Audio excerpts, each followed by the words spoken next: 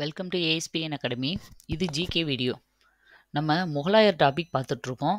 கிட்டத்தட்ட முகலாயர் டாப்பிக்கை மட்டுமே 5 பார்ட்டுக்கு மேலே போட்டாச்சு. இது லாஸ்ட் பார்ட்டு. ஏன் முகலாயருக்கு மட்டும் இவ்வளோ டைம் எடுத்திருக்கோம்னா, ஒவ்வொரு வாட்டியும் இதிலிருந்து 2 கொஷினாவது கண்டிப்பாக வந்துடும். ஏன்னா அந்தளவுக்கு ரொம்ப முக்கியமான ஒரு டாபிக். இப்போ இந்த முகலாயர்களை நீங்கள் படித்தா தான் இதுக்கு முன்னாடி வந்த டெல்லி சுல்தான்களை பற்றியும் இவங்களோட சமகாலத்தில் இருந்த மராத்தியர்களை பற்றி படிக்கும்போது உங்களுக்கு வந்து கான்செப்ட் ஈஸியாக புரியும். அதனால தான் இந்த மன்னர்கள் பரம்பரையில் நான் ஃபஸ்ட்டு முகலாயர்களை எடுத்திருக்கேன். இப்போது இதில் எல்லாரையும் நீங்கள் படிக்கும்போதே மற்றவங்களும் இதில் வந்து கொஞ்சம் கொஞ்சம் அங்கங்கே மிங்கிள் ஆகும்போது கதை வந்து உங்களுக்கு கண்டினியூட்டி புரியும். அதுக்காக தான். அதுவும் இல்லாமல் இதில் ஒவ்வொருத்தருமே ரொம்ப முக்கியமானவங்க. இப்போ ஒவ்வொருத்தரை பற்றியும் தெளிவாக தெரிஞ்சுக்க வேண்டியது அவசியம். அதனால தான் நான் என்ன பண்ணுறேன்னா, ஒவ்வொருத்தருக்கும் தனித்தனி வீடியோவாக போட்டிருக்கேன். இப்போ பாபருக்குன்னா ஹுமாயூன், ஹுமாயூனும் ஷெர்ஷாவும் சேர்த்து ஒரே வீடியோவில் இருக்கும். அதுக்கப்புறம் அக்பர், ஜஹாங்கீர், ஷாஜஹான், இப்போ அவுரங்கசீப் தான் கடைசி முகலாய, அதாவது பேரரசராக இருந்தவர். அதுக்கப்புறம்லாம் அரசர்கள் இருந்தாங்க, அவங்க பெருசாக சொல்கிற அளவுக்கு இல்லை. ஆனால் அவங்களையும் யாருன்றதை நான் ஃபைனலாக ஒரு வாட்டி சொல்லிடுறேன். இப்போ நம்ம பார்க்க போகிறது வந்து அவுரங்கசீப் வந்து கொஞ்சம் கொடூரமானவர் தான். ஏன்னா நம்ம ஆல்ரெடி படிச்சிருக்கோம். 4 பேர் அண்ணன் தம்பி இருந்தாலுமே அவங்க எல்லாத்தையுமே தோற்கடிச்சிட்டு மூத்தவர் இருந்திருப்பார் தாராஷுகோ, அவரை கூட அரசராக விடாமல் அப்பாவை ஷாஜஹானை ஹவுஸ் அரெஸ்ட் பண்ணிட்டு, அவ்வளோ பெரிய ராஜாவே ஹவுஸ் அரெஸ்ட் பண்ணி வச்சுட்டு ஆட்சிக்கு வந்தவர் தான் இந்த அவுரங்கசீப். கொஞ்சம் மனதளவிலையுமே கொஞ்சம் வீம்பு, கொடூரமான குணம் கிடைத்தவர் தான் இந்த அவுரங்கசீப்.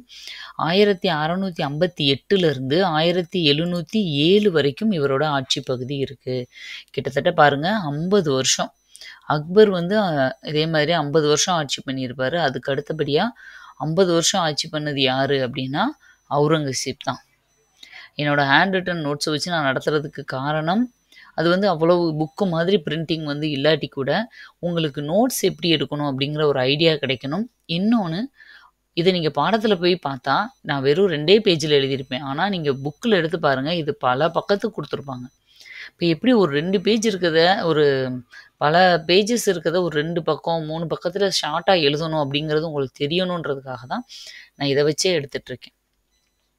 நீங்கள் இந்த மாதிரி அங்கங்கே உங்களுக்கு புரிகிற மாதிரி ஆரோ போட்டு, ரவுண்டு போட்டு, ஃப்ளோ சார்ட் போட்டு எப்படி வேணாலும் நோட்ஸ் எடுத்து வச்சுக்கலாம். ஓகே, பாருங்கள். இப்போது அவுரங்கசீப், அதுக்கு பேரோட மீனிங்கே என்னென்னா உலகை வெல்பவர் அப்படிங்கிறது தான் இந்த நேமோட மீனிங். அதாவது ஆலம்கீர் அப்படின்ற பேரும் இருக்குது இவருக்கு. ஆலம்கீர் அப்படின்னும் சொல்லுவாங்க. இப்போ இவர் கூட அரியணை போட்டி நடத்தினவங்கெல்லாம் யார்?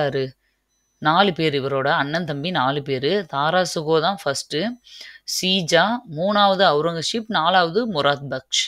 இந்த 3 பேரையுமே தோற்கடிச்சிட்டு தான் அவுரங்கசீப் வந்து ராஜாவாக இருப்பார். 3 பேரையுமே கொன்னுட்டாரா இல்லை தோற்கடிச்சாரா அப்படிங்கிறது தெளிவாக கொடுக்கல.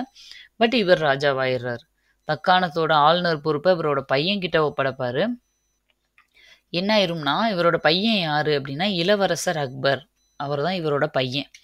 தக்காணம் இந்தியாவில் முக்கால்வாசி இடத்த வந்து முகலாயர்கள் பிடிச்சிருவாங்க.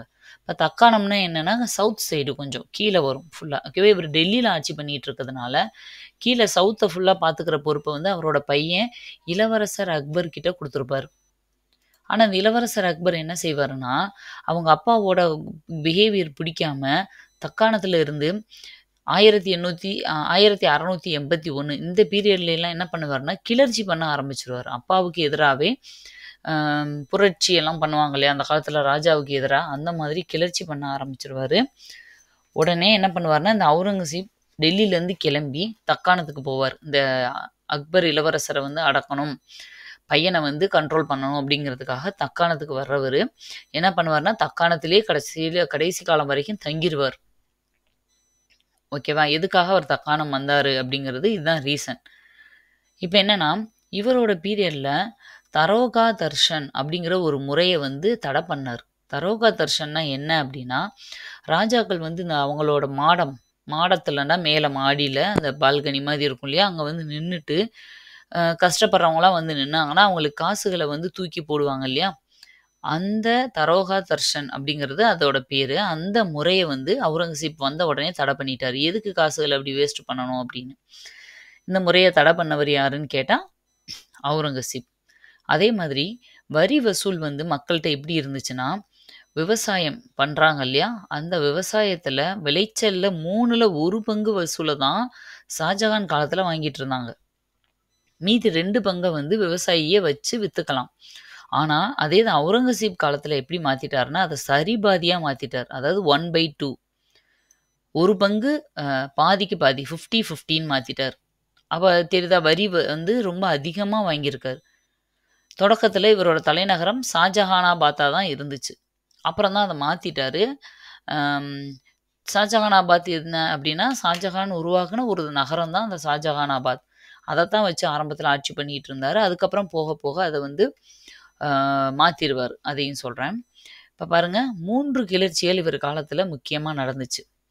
அந்த 3 கிளர்ச்சிகள் என்னென்ன அப்படின்னா, 3 கிளர்ச்சிகள் நடந்துச்சு முக்கியமானது. ஃபஸ்ட்டு வந்து ஜாட் அப்படிங்கிற ஒரு இனத்தை சேர்ந்த மக்கள், மதுரா மாவட்டத்தில் இருந்தவங்க. இவங்க வந்து இவரை எதிர்த்து கிளர்ச்சி பண்ணாங்க. இதெல்லாமே நார்த் இந்தியாவில் நடந்த 3 வகையான கிளர்ச்சிகள். அவங்கள கண்ட்ரோல் பண்ணவே முடியல, ரொம்ப கஷ்டப்பட்டு தான் அடக்கியிருப்பாங்க. அடுத்தது சத்னாமியர்கள் அப்படிங்கிறவங்க ஹரியானாவை சேர்ந்தவங்க. இவங்க உள்ளூர் ஜமீன்தார்களே வந்து இந்த சத்னாமியர்களை வந்து கண்ட்ரோல் பண்ணிடுவாங்க, அடக்கிடுவாங்க. இதெல்லாம் நடந்த பெரிய பெரிய கிளர்ச்சிகள். அடுத்து சீக்கியர்கள் பண்ண ஒரு கிளர்ச்சி. ஏன் சீக்கியர்கள் பண்ணுறாங்க அப்படின்னா, சீக்கிய குருன்னு சொல்லி ஒவ்வொருத்தரும், இப்போ நம்ம போப், ஆதீனம், நம்ம ஹிந்துஸ்னால் ஆதீனங்கள் வந்து ஒவ்வொரு மடத்துக்கும் ஆதீனம் பண்ணுறோம், ஒருத்தரை தலைவராக தேர்ந்தெடுக்கிறோம். கிறிஸ்டியன்ஸ்னால் போப் அப்படி சொல்கிறாங்க இல்லையா, அது மாதிரி சீக்கியர்கள் அவங்களுக்குன்னு சொல்லி ஒவ்வொரு குருவையும், ஒரு குரு இறந்ததுக்கப்புறம் இன்னொரு குரு அப்படி தேர்ந்தெடுப்பாங்க. அப்படி இருந்த 9வது குரு தான் குரு தேஜ் பகதூர். ஏற்கனவே நம்ம ஜஹாங்கீர் பீரியடில் 5ஆம் சீக்கிய குரு அர்ஜுன் தேவை பற்றி பார்த்துருப்போம். அவரை கொண்டு இருப்பார். அதே மாதிரி இங்கே 9வது சீக்கிய குரு தேஜ் பகதூர் அப்படிங்கிற ஒருத்தர், இந்த இளவரசர் அக்பர் இருந்தார் இல்லையா, யார், அவுரங்கசீப்போட பையன், அவருக்கு சப்போர்ட். அவர் கிளர்ச்சி பண்ணதுக்கு இவர் அவருக்கு வந்து துணையாக இருப்பார். இன்னொன்று வந்து தாரா சுகோவுக்கும் இவர் சப்போர்ட் பண்ணுவார். ஓகேவா, அவரோட அண்ணனுக்கு. இளவரசர் அக்பரை விட மெயினாக தாரா சுகோ யாருன்னா அவுரங்கசீப்போட அண்ணன், மூத்த அண்ணன் இருக்கார் இல்லையா, அவருக்கு சப்போர்ட் பண்ணி எப்படியாவது இந்த ஆட்சியை பிடிங்கி தாரா சுகோ கிட்ட கொடுத்துடணும்னு சொல்லி சப்போர்ட் பண்ணிட்டு இருப்பார். அதனால என்ன பண்ணுவார்னா, இந்த குரு தேஜ் பகதூரை கொன்னுருவாங்க. 9வது சீக்கிய குரு, 5வது சீக்கிய குரு அர்ஜுன் தேவ், இவர் வந்து குரு தேஜ் பகதூர். அடுத்து 10வது, இவருக்கு அப்புறம் 10வது சீக்கிய குருவாக வந்தவர் தான் குரு கோவிந்த் சிங். 10வது சீக்கிய குரு யார் அப்படின்னு ஒரு தடவை கொஷின் கேட்டிருந்தாங்க, அதனால இந்த பாயிண்ட்டை நோட் பண்ணிக்கோங்க. இப்போ இந்த குரு தேஜ் பகதூரை கொன்னதுனால தான் இந்த சீக்கியர்கள் வந்து இவரை எதிர்த்து வந்து போராட்டத்தை நடத்துவாங்க. இதை மட்டும் நீங்கள் தெரிஞ்சுக்கிட்டா போதும். சீக்கிய குரு 9வது குரு வந்து தாரா சுகோவுக்கு சப்போர்ட் பண்ணார். அதனால கோபமான அவுரங்கசீப் குரு தேஜ் பகதூர் 9வது சீக்கிய குருவை கொன்னுருவார். அவருக்கடுத்து வந்தவர் தான் 10வது சீக்கிய குரு கோவிந்த் சிங். இதனால அவங்கள எதிர்த்து ஒரு போராட்டம் நடந்துச்சு. இங்கே பாருங்க, முதாஷிப்புகள் அப்படிங்கிற ஒழுக்க நெறி அலுவலர்களை இவர் வச்சிருந்தார். யாரு, அவுரங்கசீப். முதாசிப்புகள் அப்படிங்கிறவங்க யாருன்னு கேட்டால் அவங்க ஒழுக்க நெறி அலுவலர்கள்னு சொல்லணும். யார் காலத்தில் இவங்க வந்து இந்த மாதிரி ஒரு அமைப்பு நிறுவப்பட்டுச்சு அப்படின்னா அவுரங்கசீப் காலத்தில். அடுத்து இவரோட நடவடிக்கைகள், முஸ்லீம்களிடம் அப்வாப் அப்படிங்கிற வரியை சுமத்தினார். பாருங்க, ஷரியத் சட்டத்துக்கு எதிரானது. ஷரியத் சட்டம் அப்படிங்கிற ஒரு சட்டத்தை தான் அவங்க வந்து மெயினாக, இப்போ நம்ம எப்படி பகவத்கீதையை வச்சு சொல்கிறோம், பைபிளை வச்சு சொல்கிறோம் இல்லையா ஒரு புத்தகமாக நம்மளுக்கு, அது மாதிரி அவங்களுக்கு ஷரியத் அப்படிங்கிற ஒரு சட்டம், அதுதான் வந்து பேஸ் பண்ணி நடப்பாங்க. அந்த சட்டத்திலேயே சொல்லியிருக்கு இந்த மாதிரி வரிகள்லாம் சுமத்தக்கூடாதுன்னு. அப்படி இருந்தும் அப்வாப் அப்படிங்கிற ஒரு வரியை வந்து முஸ்லீம்கள் மேலே சுமத்தினார். மற்றவங்கெல்லாம் கூட முஸ்லீம் அல்லாத இந்துக்கள் மேலே தான் ஜிஸ்யா வரியை போட்டாங்க. இவர் அதையும் செய்கிறாரு. அக்பர் காலத்தில் அதை கேன்சல் பண்ணியிருந்தாங்க. ஆனால் இவர் வந்து திரும்பியும் ஜிஸ்யா வரியும் போடுறாரு, முஸ்லீம்கள் மேலேயும் அப்வாப் அப்படிங்கிற வரியை போடுறாரு. 2 பேருக்குமே வரியை போடுறாரு. அது மாதிரி முஸ்லீம்களுக்கு, இந்துக்கள் வந்து வரி போட்டாலும் புதுசாகவும் எந்த கோயில் கட்டுறதுக்கும் அனுமதியும் கொடுக்கல இவர். அதாவது மத வெறி பிடிச்சவராக இருந்தார் கொஞ்சம். ஓகேவா? ஏன்னா ஒரு ராஜான்னும் போது எல்லா நாட்டுக்கும் அவர் மகளா இருக்கிறாருன்னா, இந்த மதத்த வந்து அவர் இந்த மாதிரி தீவிரமா கடைபிடிச்சிருக்க கூடாது. அவர் எல்லாருக்கும் பொதுவானவரா தான் இருக்கணும். ஆனா அப்படி இல்ல. அவுரங்கசீப் வந்து மதவெறி பிடிச்சவராவும் இருந்தாரு. அப்படி இருந்தும் அவங்களுக்கும் நல்லது செஞ்ச மாரி தெரியல. அவங்களுக்கும் வரி சுமத்தி, அவங்களையும் கஷ்டப்படுத்தினாரு. இன்னொரு பக்கம் இந்துக்கள் மேல ஜிஸ்யா வரி போட்டாரு. இன்னொரு பக்கம் சீக்கிய குருவ கொல்னாரு. இந்த மாதிரி எல்லார் மேலயுமே ஒரு கொடூரமான தாக்குதல தான் அவர் நடத்திட்டு இருந்தார். அடுத்தது 1681ல மேவாரோட அரசரா ராணா ஜெய்சிங் அப்படிங்கிறவரு வரார். நம்ம படிச்சிருக்கோம் இல்லையா? அந்த ராணா உதய் சிங், ராணா பிரதாப் சிங், ராணா ஜெய்சிங் அந்த ராணா பரம்பரையே வரிசையா பாபர் பீரியட்ல இருந்து தொடர்ந்து அவரோட பசங்க எல்லாம் 5, 6 தலைமுறைக்குமே இவங்களோட தலைமுறையும் அடுத்தடுத்து ஒரு கட்டத்தில எதிரியா இருப்பாங்க. ஒரு கட்டத்தில உடன்படிக்கை போட்டுக்குருவாங்க. இந்த மாதிரி ஜெனரேஷன பொறுத்து கன்டினியூஸா அவங்களும் வந்துட்டே இருப்பாங்க. இவரு 1681ல ராணா ஜெய்சிங் அப்படிங்கிற ராஜாவோட அவுரங்கசீப் வந்து அமைதி உடன்படிக்கை போட்டுக்கிட்டாரு. இப்ப ராணா ஜெய்சிங்கோட அமைதி உடன்படிக்கை போட்டுக்கிட்டவர் யாரு அப்படின்னா அவுரங்கசீப். அடுத்தது இவரோட தக்கான கொள்கை. தக்காணத்துக்கு எப்போ வராரு? 1682 அந்த பீரியட்ல வராரு. வந்துட்டு கிட்டத்தட்ட 1707ல அவர் இறக்குற வரைக்கும் அங்க தான் இருந்திருப்பாரு. எதுக்காக தக்காணத்துக்கு வந்தாருன்னா, இளவரசர் அக்பரோட கிளர்ச்சிய தடுக்கிறதுக்கு. இது ஃபர்ஸ்ட் ரீசன்.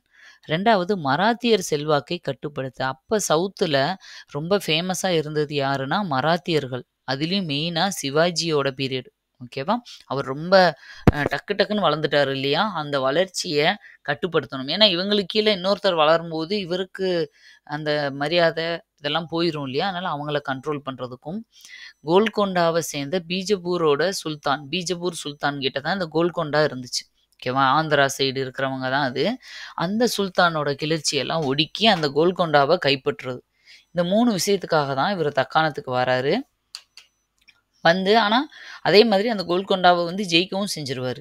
கோல்கொண்டாவ வந்து ஜெயிச்சு பாருங்க.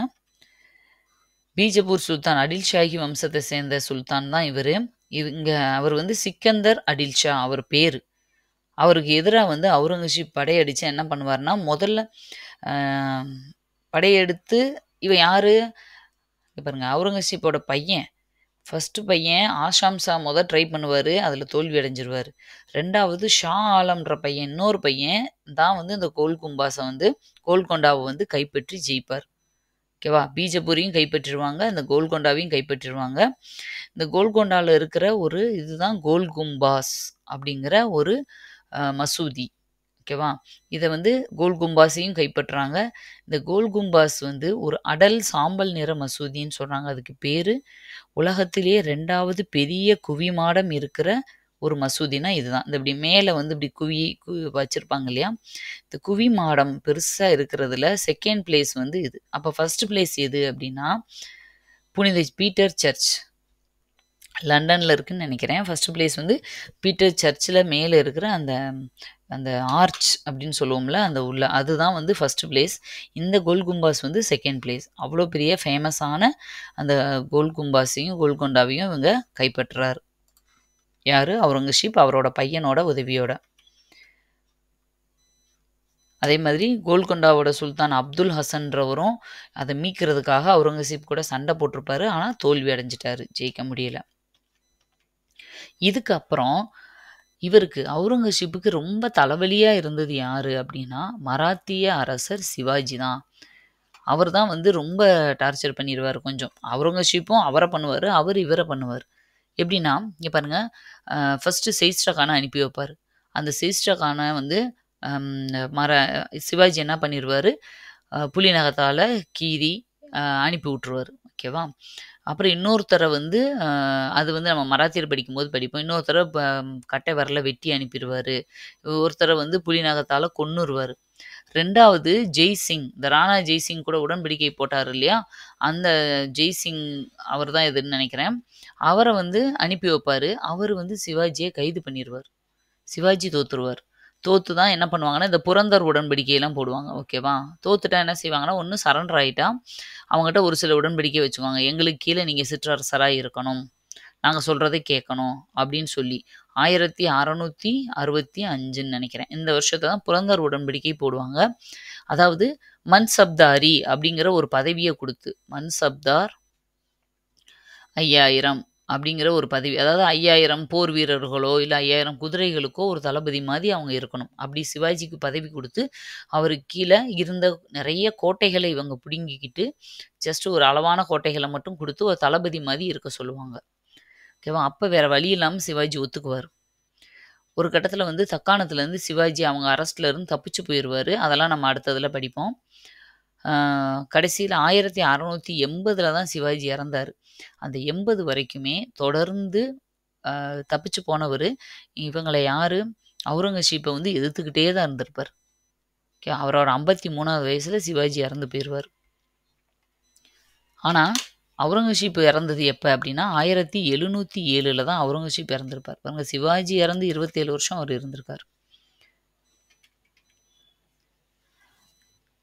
பாருங்க, அவுரங்கசீப் வந்து இறந்தார் இல்லையா, அப்போ இருந்து தான் முகலாயரோட வீழ்ச்சியே தொடங்குது அப்படின்னு சொல்கிறாங்க. ஆனால் இவர் வந்து சிவாஜியை மட்டும்தான் கொன்னாரா அப்படின்னு கிடையாது. அந்த நம்ம மராத்தியர் படிக்கும்போது தெளிவாக படிப்போம்.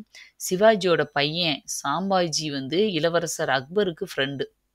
அதுக்காகவே அவரை கைது பண்ணி சாம்பாஜியை கொலையும் பண்ணியிருப்பார். துண்டு துண்டை வெட்டி வீசிடுவார். ஓகேவா? சாம்பாஜி வந்து இளவரசர் அக்பருக்கு சப்போர்ட் பண்ணி கிளர்ச்சி பண்ணுறதுக்கு முக்கிய காரணமாக இருக்காரு அப்படின்ட்டு.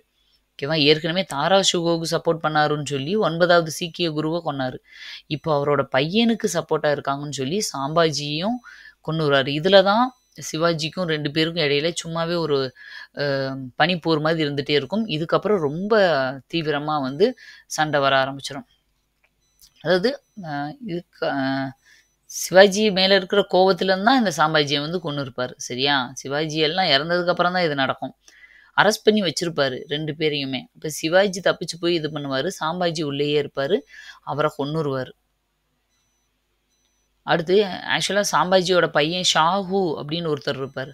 அவருக்கெல்லாம் அவுரங்கசீப் தான் பேரே வச்சிருப்பார். அதாவது உங்கள் அப்பா மாதிரி நீ இருக்காத, நீ வந்து தனித்துவமானவனாக இருக்கணும் அப்படின்னு சொல்லி பேர் கூட அவரே வச்சிருப்பார். இப்போ இந்த கதையெல்லாம் நம்ம மராத்தியர் படிக்கும்போது பார்க்கலாம்.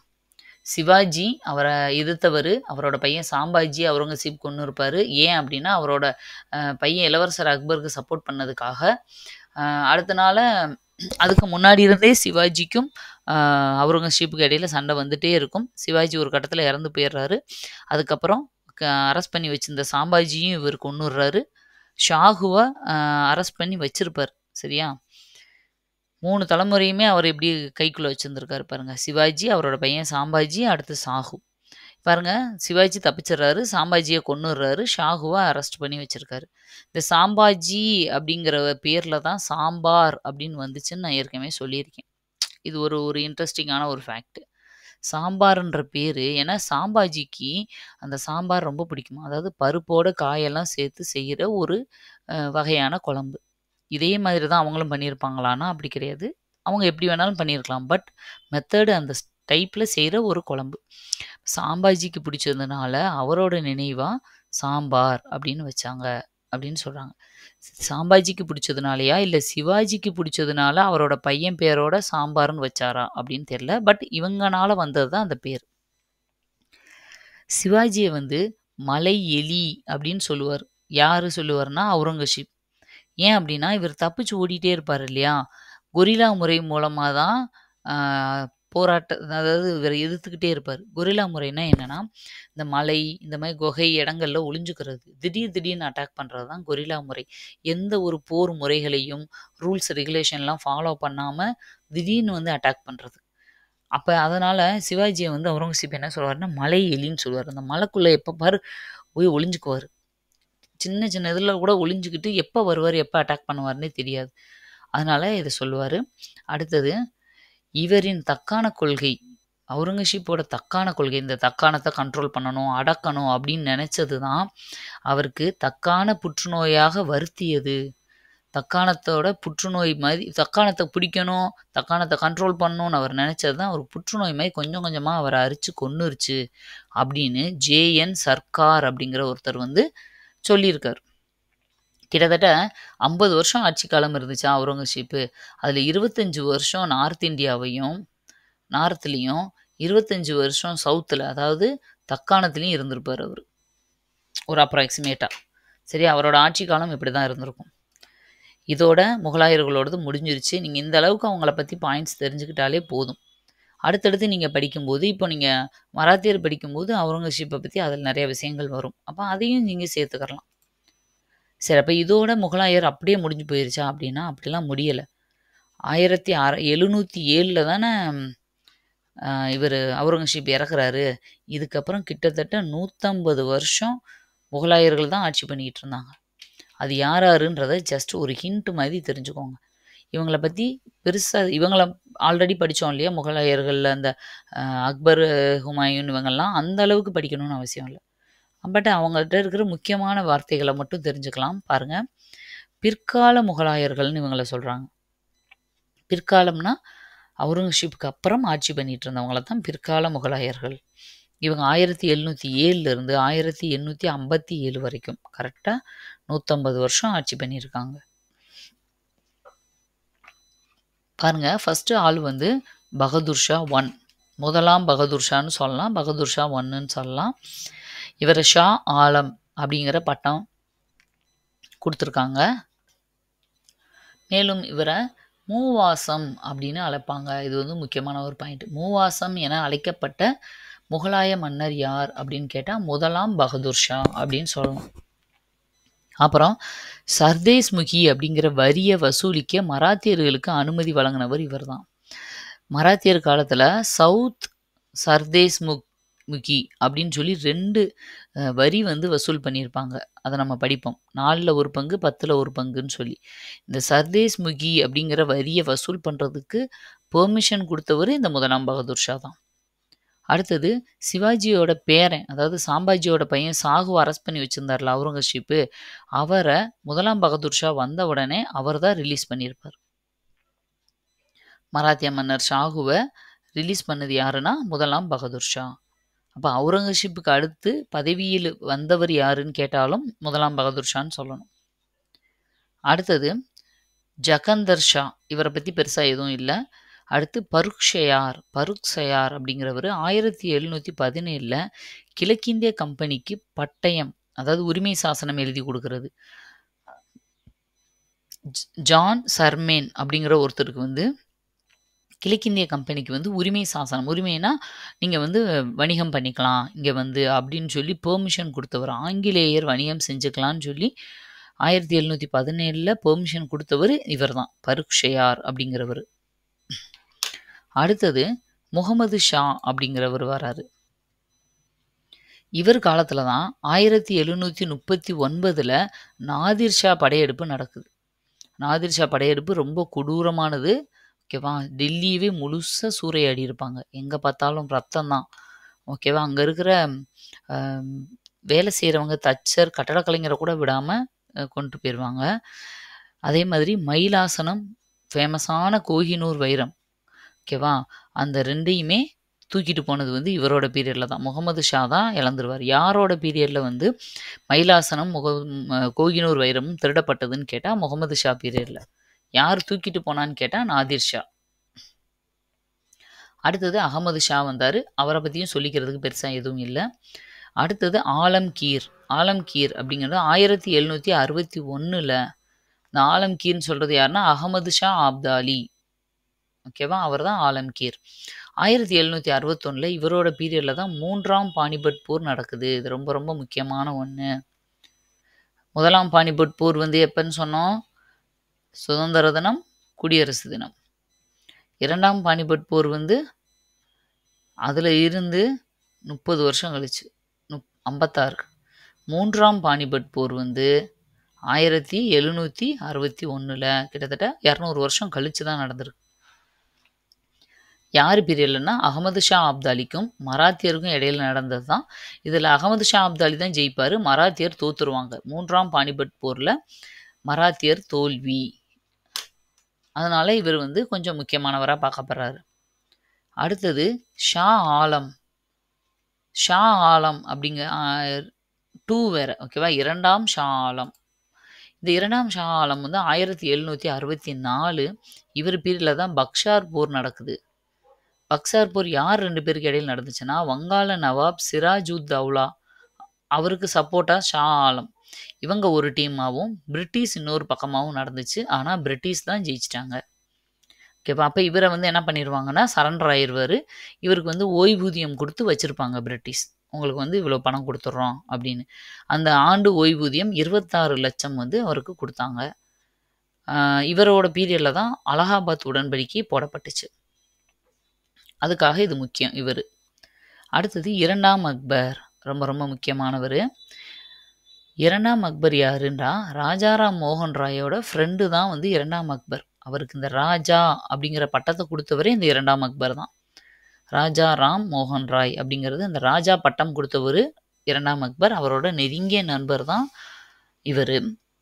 இவருக்கு இந்த 2ஆம் அக்பருக்கு ஓய்வூதியம் வாங்குறதுக்காக லண்டனுக்கு போனவர் தான் இந்த மோகன் ராய், ராஜாராம் மோகன் ராய். போன இடத்துல பிரிஸ்டல் அப்படிங்கிற இடத்துல அங்கேயே இறந்து போயிடுவார். ஒரு அட்டாக் மாதிரி, ஹார்ட் அட்டாக் மாதிரி வந்து அங்கேயே கொஞ்சம் வயசுல இறந்து போயிடுவார். அப்போ ஏன் லண்டன் போனார் அப்படின்னா, 2ஆம் அக்பர் தன்னோட நண்பன் 2ஆம் அக்பருக்கு ஓய்வூதியம், ஏன்னா லண்டன் தானே அங்கே ஃபுல்லாகவே லண்டனில் தான் வந்து அங்கே இருந்துட்டு தானே இந்தியாவே ஆட்சி பண்ணிகிட்டு இருந்தாங்க. அந்த லண்டன் கவுன்சிலில் தான் போய் எதுனாலும் கேட்கணும். அதுக்காக வந்து போயிருப்பார். அப்போ அங்கே இறந்து போயிருப்பார். இது ஒரு முக்கியமான பாயிண்ட். அடுத்தது கடைசி முகலாய மன்னர் தான் இந்த 2ஆம் பகதூர் ஷா. இப்போ நீங்கள் ஞாபகம் வச்சுக்கோங்க, அவுரங்கசீப்புக்கு அடுத்து ஸ்டார்ட் பண்ணுறவரும் பகதூர் ஷா தான். அவர் 1ஆம் பகதூர் ஷா. முடிக்கிறவரும் பகதூர் ஷா தான். அவர் 2ஆம் பகதூர் ஷாவோட முடியுது முகலாயரே, பிற்கால முகலாயர்கள். இந்த 2ஆம் பகதூர் ஷாவை தான் கடைசி முகலாய மன்னர்னு சொல்கிறாங்க. நீங்கள் 1857 கிளர்ச்சி ஆல்ரெடி படிச்சிருந்தீங்கன்னா, தெரியாதவங்களுக்கு நான் இனிமேல் சொல்கிறேன். ஆனால் ஆல்ரெடி படிச்சிருந்தீங்கன்னா உங்களுக்கு தெரியும். அதில் அந்த 2ஆம் பகதூர் ஷாவை தான் டெல்லியில் கொண்டு போய் உட்கார வச்சு மன்னராக அறிவிச்சிருவாங்க. எங்களோட மன்னர் இவர் தான் இனிமேல் அப்படின்னு சொல்லி, பிரிட்டிஷ் சொல்கிறதெல்லாம் நாங்கள் கேட்க மாட்டோம், பகதூர் ஷா தான் எங்களோட மன்னர் ராஜா அப்படின்னு சொல்லி டெல்லியில் வச்சு அறிவிச்சிருப்பாங்க. ஆனால் பிரிட்டிஷ் வந்து அந்த போராட்டத்தெல்லாம் பெரிய கிளர்ச்சி, இதை கண்ட்ரோல் பண்ணதே ஒரு லெசன் தனியாக நம்ம படிப்போம். அதுவும் இந்த 1857 கிளர்ச்சியிலேருந்து 2 கொஷினாவது வந்துகிட்டே இருக்கும். இந்த கிளர்ச்சியை சுற்றி தான் எல்லாமே பிணைக்கப்பட்டு இருக்கும். ஓகேவா? நீங்கள் எல்லா கதையும் படித்து முடிக்கும்போது எல்லாம் வந்து இந்த கிளர்ச்சியில் வந்து முடியும். அந்த கிளர்ச்சியில் இந்த பகதூர் ஷாவை தான் கடைசியாக வந்து மன்னராக்கியிருப்பாங்க.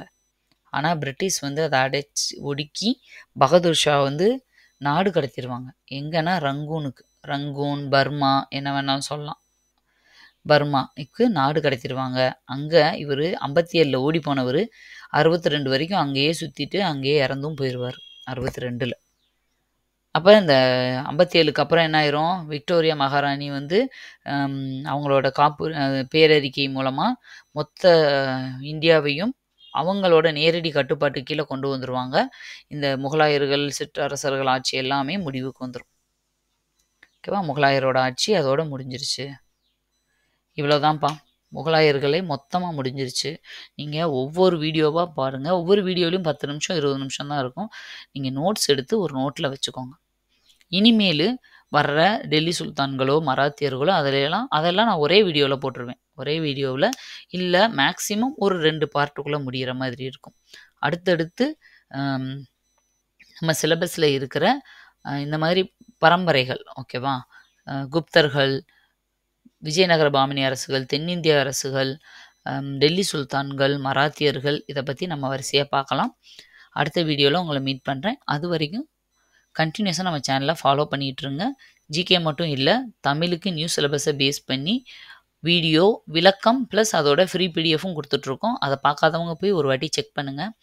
மேக்ஸுக்கு அதே மாதிரி ஒவ்வொரு தலைப்புக்கும் எல்லா மாடல் சம்மும் டீட்டெயிலாக என்னோட கையில் நான் எழுதி உங்களுக்கு எக்ஸ்பிளைன் பண்ணுற மாதிரி தான் வீடியோஸ் கொடுத்துருக்கோம்.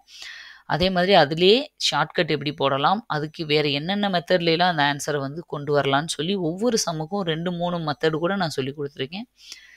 அதே மாதிரி ஒரு டாபிக் முடிஞ்ச உடனே ஒரு 10 வருஷத்துக்கான மொத்த மேக்ஸ் கொஷின்ஸையும் கம்பைல் பண்ணி அந்த பிடிஎஃப்பையும் உங்களுக்கு ஃப்ரீயாக கொடுத்துட்றோம். நீங்கள் டெய்லியும் ப்ராக்டிஸுக்கு அதை யூஸ் பண்ணிக்கிறலாம். அடுத்து கரண்ட் அஃபேர்ஸ் நம்ம சேனலில் எப்படி ஃபாலோ பண்ணிகிட்ருக்கோம் அப்படின்னா, ஒரு மந்த்துக்கு 3 பார்ட்.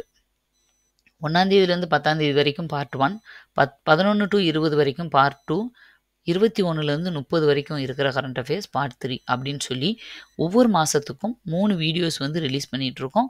ஒவ்வொரு வீடியோ கீழேயும் அதுக்குரிய பிடிஎஃப்பையும் உங்களுக்கு நான் ஃப்ரீயாக கொடுத்துறோம். நீங்கள் டவுன்லோட் பண்ணி படிச்சுக்கலாம். இது எல்லாமே உங்களுக்கு யூஸ்ஃபுல்லாக இருக்குதுன்னு தோணுச்சுன்னா தொடர்ந்து நம்ம சேனலை ஃபாலோ பண்ணுங்கள். உங்களோட ஃப்ரெண்ட்ஸ் ரிலேட்டிவ்ஸ்க்கும் சஜஸ்ட் பண்ணுங்கள். இந்த வருஷம் வர எக்ஸாமை கிளியர் பண்ணுறதுக்கு கண்டிப்பாக நாங்கள் சப்போர்ட்டாக இருப்போம். தேங்க்யூ. திரும்ப அடுத்த வீடியோவில் மீட் பண்ணலாம்.